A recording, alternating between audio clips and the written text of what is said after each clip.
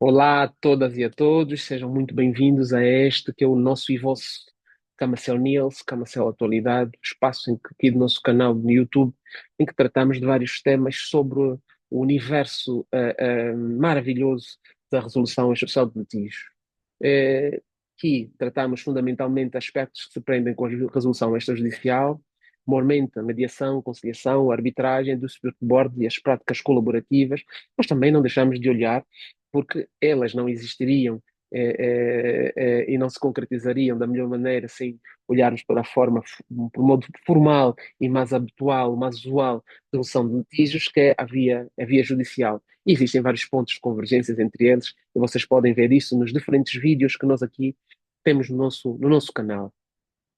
Para hoje, nós queremos dar sequência à série de vídeos que temos estado a fazer relativamente ao corredor do Lobito e aqui a identificarmos os 12 pontos que entendermos serem indispensáveis para a análise e construção de uma possível estratégia de prevenção e resolução de litígios que entendemos ser fundamental para que se garanta uma boa implementação do corredor do Lobito, uma boa implementação e realização dos negócios inerentes a esse corredor. Bem, nós falamos nas edições anteriores, nos vídeos anteriores, dos pontos, de 5 pontos, e vamos hoje dar continuidade falando de pelo menos mais dois ou três, dependendo daqui do tempo, porque não queremos fazer vídeos muito longos, porque depois vocês não assistem e pronto, e nós é que ficamos mal quando, apesar do esforço, não temos de forma, não temos essa interação que para nós é bastante importante para a motivação, não é? Com os likes, com as partilhas e com as sugestões de pauta ou de temas para nós aqui trazermos. Estamos hoje aqui aprisionados, hoje há algum tempo aprisionados, entre aspas, neste tema sobre o corredor do Lobito e esperamos que nesse entretanto outros temas nos possam ser oferecidos por vocês para abordarmos aqui a questão que se prende com a resolução versus prevenção de litígios a nível do corredor do Lobito, aquilo que é a nossa visão relativamente a essa questão. Ora bem, nós trazemos hoje como o ponto seguinte, adicionando aqueles todos dos quais nós já falamos, o facto de nós termos aqui, a nível do corredor do Lobito, a possibilidade muito instantânea, aliás, é o que mais nós teremos, na verdade, do nosso ponto de vista, de existirem relações multipartes. O que é que nós queremos dizer com isso? Relações multipartes. Nós estamos a falar da existência de várias relações individualizadas. Não. Estamos a falar da existência de várias relações, mas que nela integram várias pessoas, várias empresas, várias pessoas físicas ou pessoas jurídicas, associações cooperativas, sociedades comerciais, e outros, até países, até países. É sabido que o corredor do Lobito, desde a sua gênese, já integra, de facto, relações multipartes, na medida em que é um corredor que se quer que saia do Atlântico, partindo do corredor do Lobito, ao Índico, e que passa por vários países, tendo fundamentalmente, e agora para este primeiro momento, Angola, o Congo Democrático e Zâmbia, os países que interagem com maior acuidade nesta matéria. Sabemos também que foram feitas, e ainda na presença do presidente Joe Biden, quando da sua visita aqui em Angola, uma conferência, uma cimeira, um encontro multilateral entre estes países com o acompanhamento e a presença do presidente americano Joe Biden para, de facto, apresentar a sua posição e perceber, de facto, o engajamento desses países relativamente àquilo que é o corredor do Lobito e o que se pretende com a sua execução, mormente esperando aqui o investimento do estadunidense. E aqui,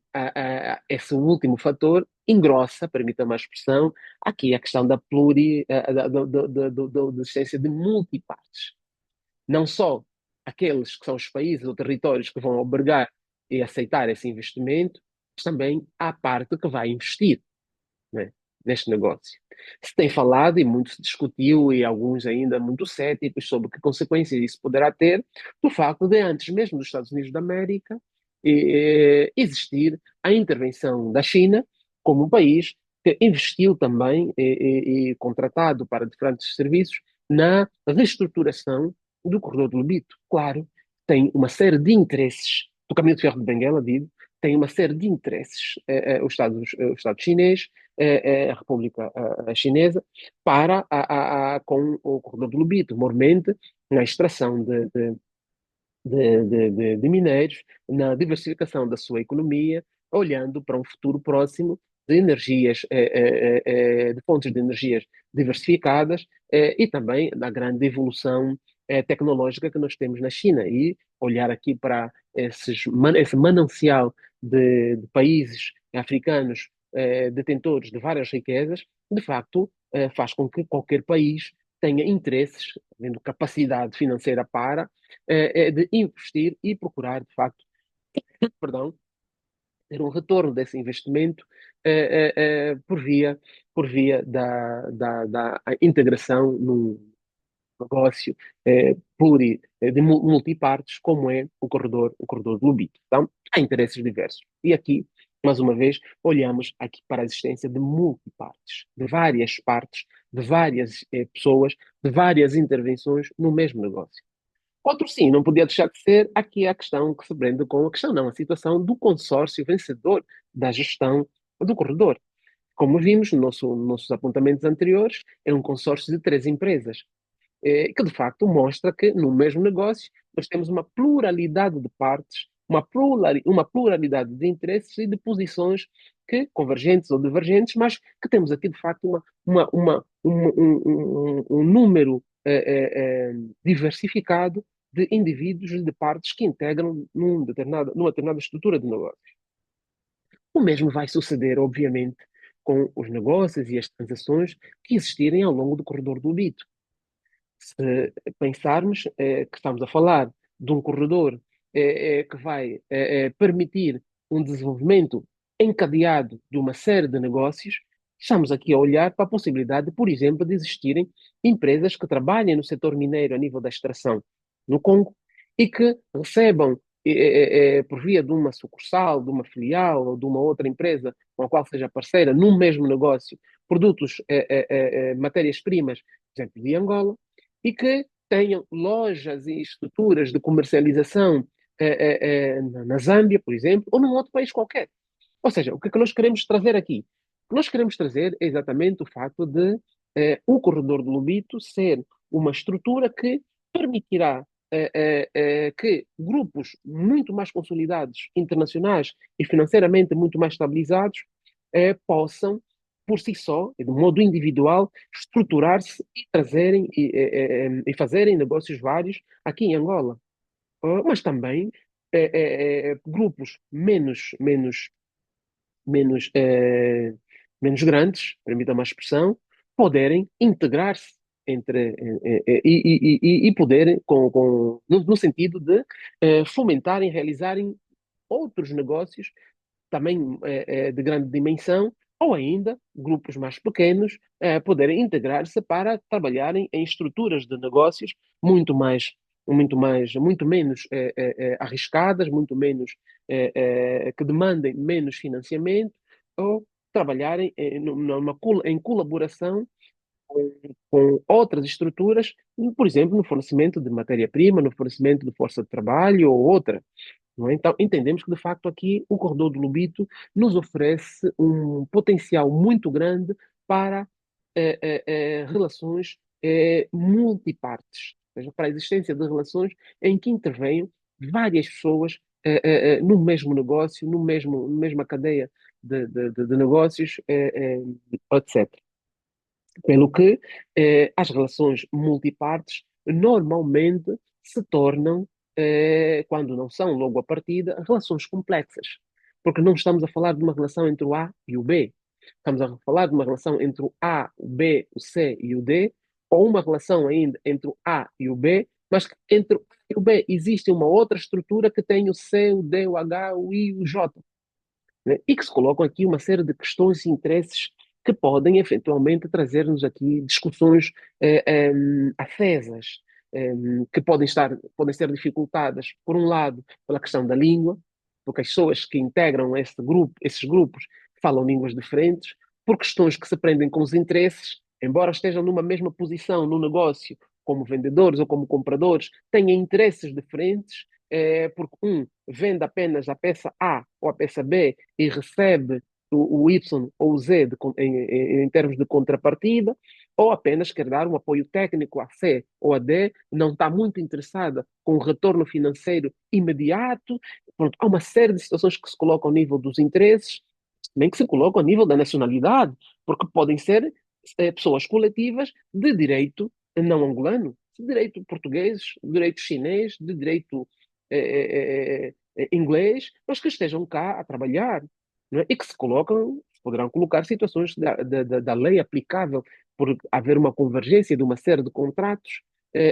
eventualmente, inclusive, termos instrumentos internacionais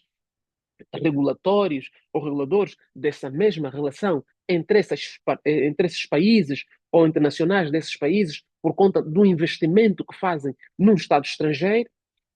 sejam eles instrumentos bilaterais ou instrumentos multilaterais, que venham aqui a limitar ou a delimitar o espaço de aplicação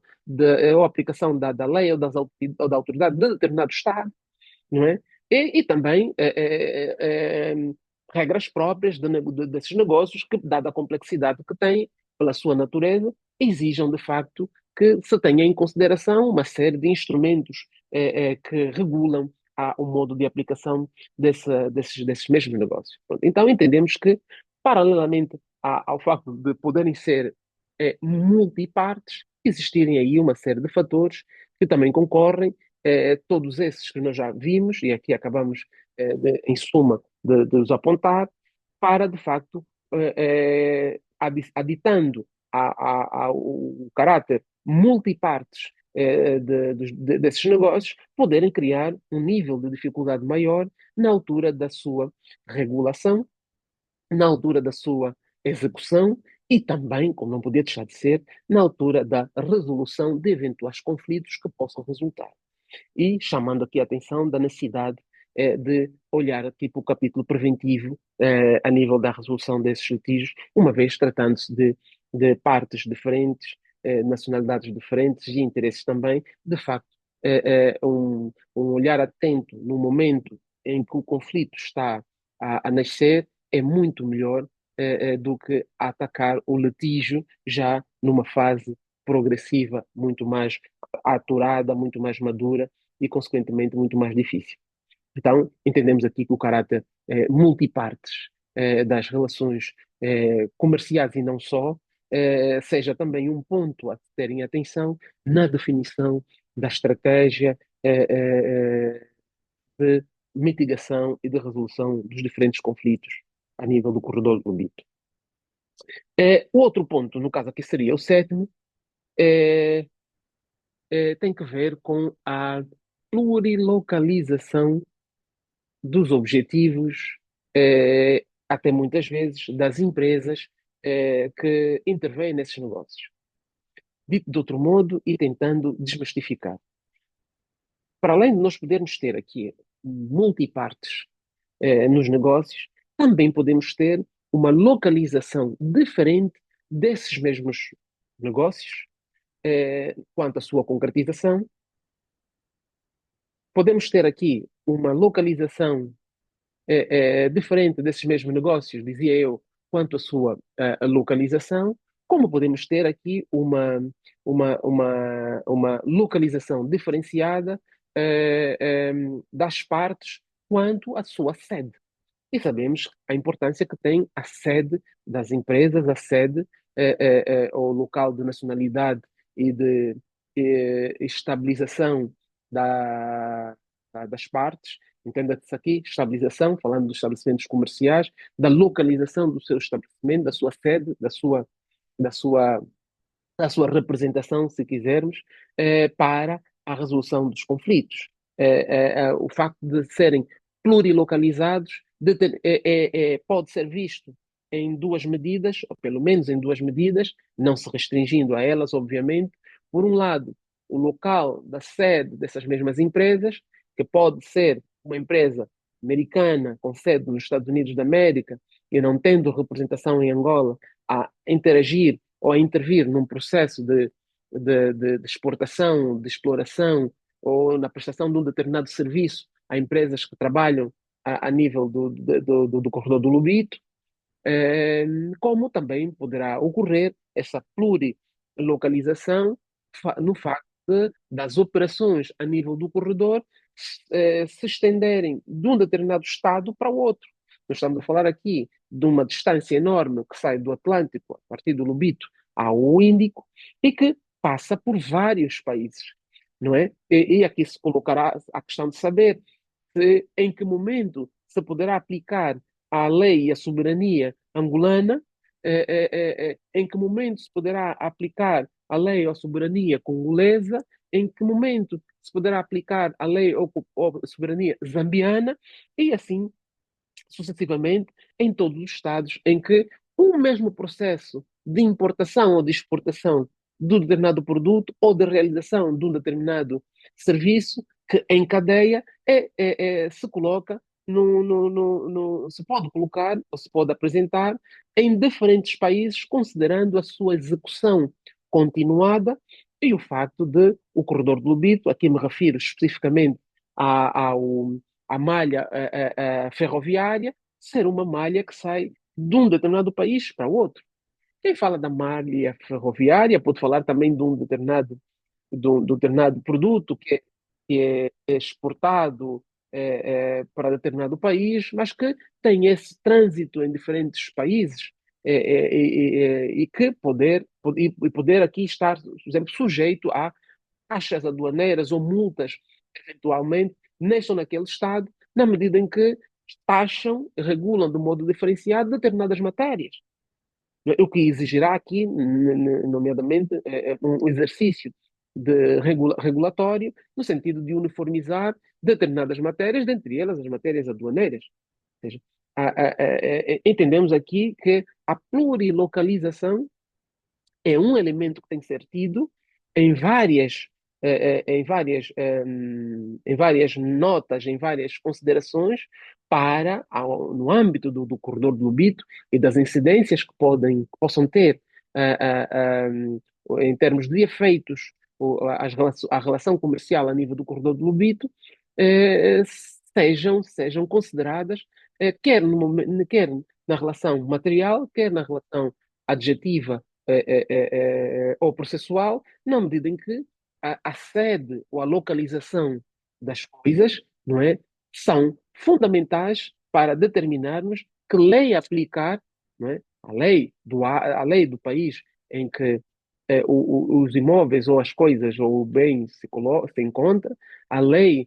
da nacionalidade das partes, ou ainda olharmos para questões mais concretas a nível de execução de medidas judiciais ou extrajudiciais para a sua concretização relativamente ao local para a execução dessas mesmas decisões, se partimos do princípio que, de facto, é importante, facilita a concretização, de facto, dessas medidas, se atendermos o local onde elas se encontram como, como tema fundamental, como tema a ter em consideração no momento da determinação daquela decisão ou daquele negócio. É importante nós termos em atenção, para efeitos de execução de sentenças ou outras, o local em que se colocam, em que se encontram as partes ou se encontram o objeto deste ou daquele negócio. Também essa questão da localização e da nacionalidade é fundamental, aqui interligando esses dois pontos, é fundamental para determinarmos em que lugar e com quem, entidades devem tratar da regulação ou da decisão de determinada matéria.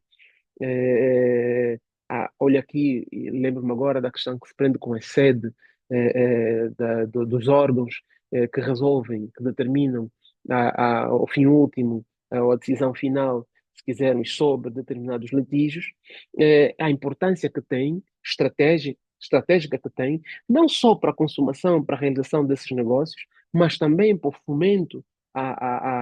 da economia desses mesmos países, é o facto de poderem ser tratadas essas questões, sediadas a resolução dessas questões neste ou naquele território. Não é? A plurilocalização das partes nos colocará certamente a questão de saber quem deve, onde deve se resolver esta ou aquela questão. E o lugar a ser determinado para o efeito é importante até para a captação de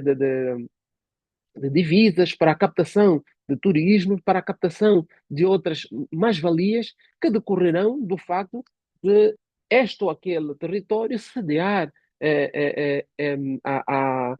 o órgão ou a instituição que vai tratar da resolução desta ou daquela questão material controvertida ou não,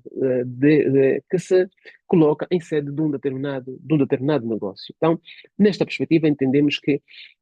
a questão da plurilocalização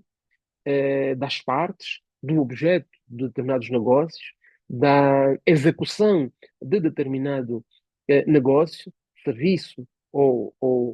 outro, é imprescindível, é indispensável e é um tema a ter em consideração para a estruturação de uma estratégia